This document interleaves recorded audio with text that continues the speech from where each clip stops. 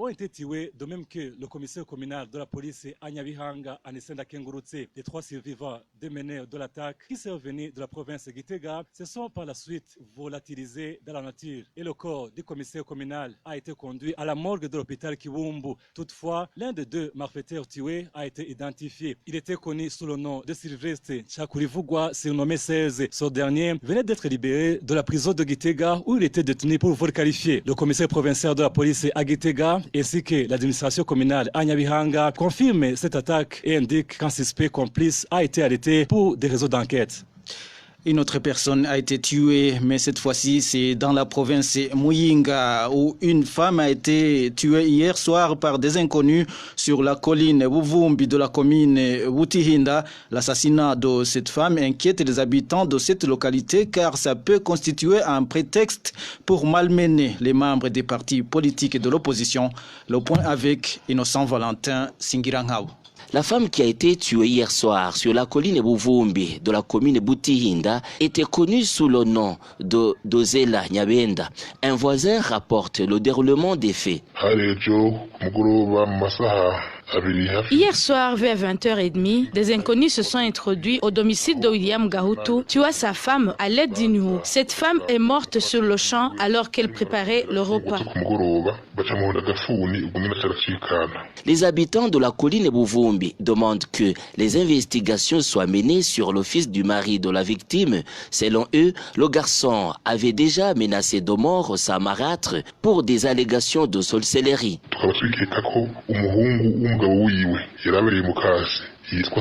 Nous soupçonnons un homme appelé Asman Sabingoma alias Gikashi dont elle était marâtre. Il aurait commandité ce meurtre car il avait tenté de tuer Nyabenda il y a quelques jours. C'est une affaire qui est connue par l'entourage et la famille de la victime. La peur est grandissante au sein de la population de cette commune, craignant que l'assassinat de cette femme soit un prétexte pour rechercher les opposants. Selon ses habitants, le suspect, c'est le responsable des Imbonerakure sur la colline Buvumbi. Nous qui habitons ici, nous avons tellement peur suite aux événements qui se sont déroulés dans cette localité. Ce qui nous inquiète le plus, c'est que les Imbonerakure dont Asmani Sabingoma n'ont pas réagi alors qu'ils exercent des rondes nocturnes. Rappelons qu'en moins de 2 semaines, 3 personnes ont été assassinées à Butihinda suite au mobile politique. Contacté à ce propos, Innocent Haringanji, administrateur de la commune de Butihinda, n'a pas répondu à notre appel. À Butihinda, comme partout dans le pays, vous nous suivez en direct sur la page Facebook de la RPA Idjwi Giabanyagihugu. Dans quelques instants, la page gouvernance. Il y a des grognes des conducteurs des véhicules de transport en commun dans les différents parkings de la ville de Bujumbura pour cause une nouvelle contribution de 1000 francs par jour pour les élections de 2020 est collectée par l'association des transporteurs. Une contribution exigée aux chauffeurs qui affirment s'être déjà acquittés de telles contributions. Les détails avec Rachel Kagissi. Ces conducteurs de véhicules de transport en commun qualifient de vol. La collecte de la somme de 1000 francs faite actuellement par le responsable de l'association Atrabou. Tout chauffeur a donné la contribution annuelle des élections qui est de 32 000 francs pour toute l'année. Les chefs de parking collectent 1000 francs par véhicule et par jour, disant que la somme est destinée aux élections, mais ils ne nous donnent jamais de quittance. Nous avons déjà donné 32 000 francs chacun comme contribution annuelle pour les élections. C'est du vol pile. Ces chauffeurs précisent que ce n'est pas la première fois que les responsables de la Trabou abusent de leur pouvoir pour les contraindre à donner des contributions. Ils demandent de la manière sur ces multiples collectes d'argent. Ils nous disent d'aller nous occuper des affaires de nos parkings et de ne plus demander la destination de l'argent. Ils collectent de l'argent et nous le donnons sans avoir sa destination. Celui qui ose demander, il le menace d'emprisonnement. C'est le responsable de l'association Atrabou et le comité de cette association qui serait derrière ce détournement. Contacté, Bosco Minani, le président de l'association Atrabou, rejette ces accusations. Selon lui, la somme de 1000 francs n'a pas été collectée dans tout le parking, puisque chaque parking s'organise de sa propre manière. Le président de l'Atrabou, Bosco Minani, indique également que l'association qu'il dirige n'a jamais collecté une somme de 32 000 francs destinée aux élections. Ces chauffeurs de transport en commun s'insurgent également contre de nouvelles contributions qui seraient cette fois-ci destinées à la réhabilitation de la route Bujumbura-Bubanza et plus précisément le tronçon partant du marché de Kotebou jusqu'au quartier Mutakura. Ces chauffeurs ne comprennent pas pourquoi on leur exige de payer 10 000 francs par mois chacun alors que leurs associations respectives se sont déjà acquittées de cette contribution. Plus de détails avec Balthazar Mibour. Ces chauffeurs de transport en commun indiquent qu'ils ont été étonnés lorsqu'on leur a demandé de faire des travaux communautaires sur le tronçon qui mène à Mutakura. C'était le samedi dernier. Ils ne connaissent pas la destination de leur contribution montant pour la réhabilitation de cette route.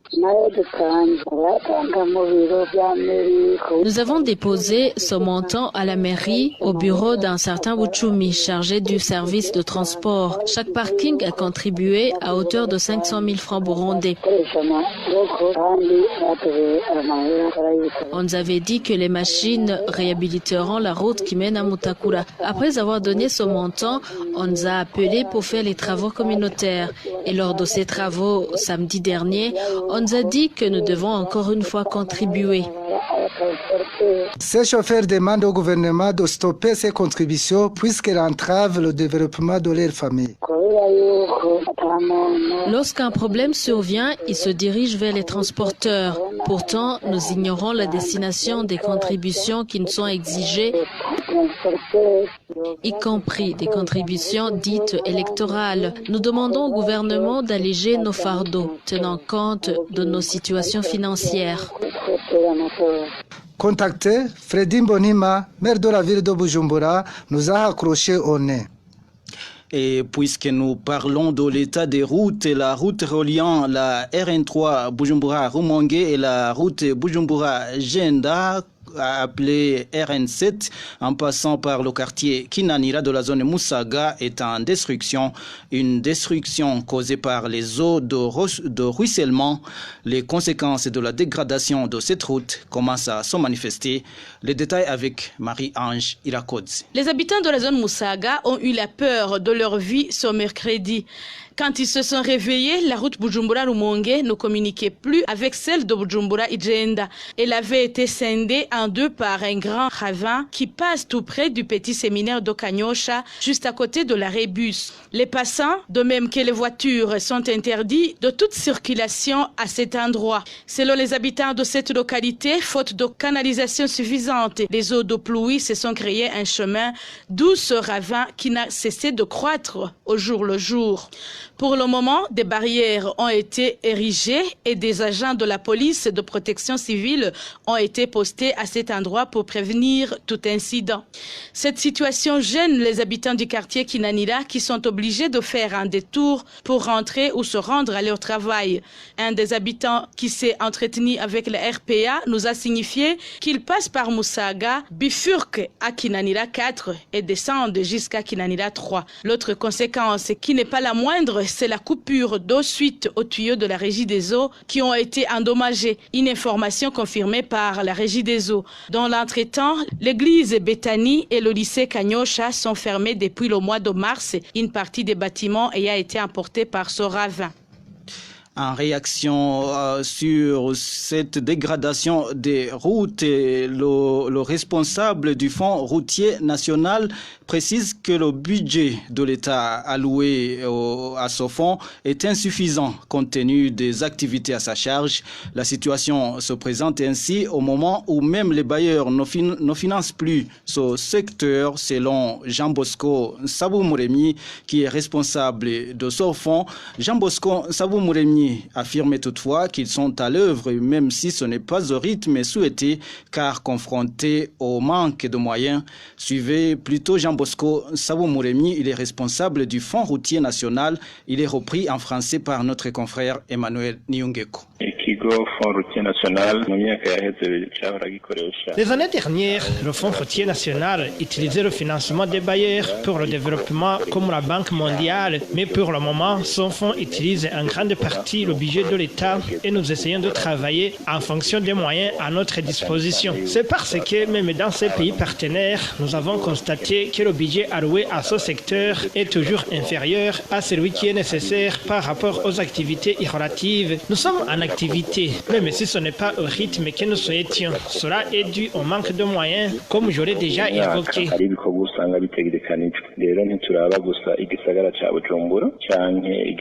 Il y a des travaux prévus pour cette année et on ne peut pas considérer seulement la ville de Bujumbura, Gitega, Ngozi, mais c'est dans tout le pays en matière de route. Nous sommes en train de nous organiser et nous savons très bien que la Banque de développement BAD pourrait appuyer pour la réhabilitation de quelques routes de la ville. Nous allons solliciter également dans les jours à venir une contribution à chacun des usagers des routes et cela dans le but de les maintenir en bon état.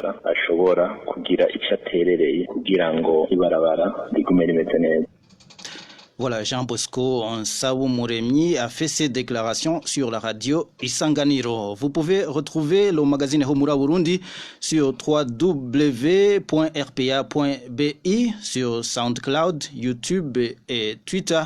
Une courte transition et nous parlons société. Humura Burundi. Les habitants de la zone Ngagara dans la municipalité de Bujumbura dénoncent le vol des câbles électriques opérés dans certains quartiers de cette zone depuis quelques jours. Ce vol répétitif a comme conséquence l'obscurité qui ne tranquillise guère les résidents. Les détails avec Vicky Chris Ninherit. Les habitants de la zone Ngagara, commune urbaine Nahangwa, se disent consternés par les vols des câbles électriques de la régie des eaux dans certains quartiers de la zone Ngagara, comme les quartiers 4 et 6. Des vols qui ne devraient pas être commis pour eux, car, expliquait-il, des agents de la sécurité patrouillent tous les jours dans cette zone. Ce genre de vol est commis ici chez nous depuis un certain temps. Ils volent les câbles électriques, ce qui cause l'obscurité. Le fait étonnant est que ces vols se commettent au moment où il y a des militaires et des policiers qui font des patrouilles les nuits. Comment des voleurs peuvent-ils voler dans des cabines électriques et partir sans s'inquiéter de quoi que ce soit? Ces habitants d'Ongagara soupçonnent des travailleurs de la régie des eaux en complicité avec des agents de la sécurité. Nous pensons que ce vol est commis par certains travailleurs de la régie des eaux car ce sont eux qui savent la technique de manier ces câbles électriques. D'autres personnes que nous soupçonnons, ce sont des jeunes Imbonerakure qui travaillent en synergie avec ces travailleurs de la régie des eaux et des agents de sécurité. Ces habitants craignent pour leur sécurité à cause de l'obscurité qui règne dans certains quartiers. Le danger qu'il y a est qu'on risque d'autres genres de banditisme, même des tueries suite à l'obscurité. Ils demandent aux agents de la sécurité de faire leur travail et d'assurer leur sécurité. À ce propos, nous avons tenté de joindre Edipol Hakizimana, l'administrateur de la commune Nahangwa, mais sans succès. À l'ouest de la zone Ngagara se trouve la zone Buyenzi où les habitants de la localité communément appelée Kinogono ont peur d'attraper les maladies des mains sales. Certains ménages n'ont pas de latrine, ce qui fait que les gens se soulagent n'importe où. D'autre part, certaines maisons de la localité risquent d'être emportées par les eaux de la rivière Nahangwa. Les détails avec Emmanuel Daishemi. La localité communément appelée Kinogono, située dans la zone Buyenzi, en commune urbaine de Mukaza, est actuellement menacée non seulement par l'insalubrité, mais également par la rivière Nahangwa, la rivière qui risque d'emporter certaines maisons érigées à ses abords. Cette localité est faite de constructions anarchiques, étant donné qu'il n'y a pas d'avenue et qu'il est difficile de connaître la délimitation d'une parcelle à l'autre. Des petits sentiers traversent à la fois plusieurs maisons de forêt fortune. Cette situation fait qu'il est difficile d'éviter l'insalubrité. C'est pour cette raison qu'on trouve dans presque tous les sentiers de cette localité des ordures jetées n'importe où et n'importe comment. Plus grave, certains ménages ne disposent pas de lieux d'aisance. En outre, certaines maisons sont exposées aux menaces de la rivière Nahangwa, d'autant plus qu'elles sont construites à ses abords. Elles coulent, ainsi le risque de s'écrouler dans la mesure où les éboulements liés au glissement du sol les guettent. Cet état de choses ne facilite pas la vie aux habitants de la dite localité. Non seulement ils ne respirent pas l'air frais, mais aussi ils ont le cœur glauque chaque fois qu'il pleut. En plus, cette situation n'est pas de nature à favoriser la bonne santé de la population, car on sait que les odeurs nauséabondes sont source des maladies. Terminons ce magazine par cette information qui nous vient de la province d'Ongozi, où une nouvelle distribution du haricot aux détenus de la prison de cette province est signalée depuis hier. Après 3 jours de rupture de stock, les prisonniers se disent satisfaits mais craignent une nouvelle rupture de stock. Parlant d'un approvisionnement en quantité insuffisante, la direction de cette maison carcérale du nord du pays ne s'est pas encore exprimée sur la situation. Et voilà, chers auditeurs, c'est par ici que nous mettons un point final au magazine Humura Burundi du 2 mai 2019. La mise en onde a été assurée par Fabrice Dimurukundo et vous avez pu nous suivre en direct sur Facebook grâce à la collaboration technique de Jean-Pierre Nifachidje. Émile Nivasumba, j'étais à la présentation. Agréable soirée chez vous.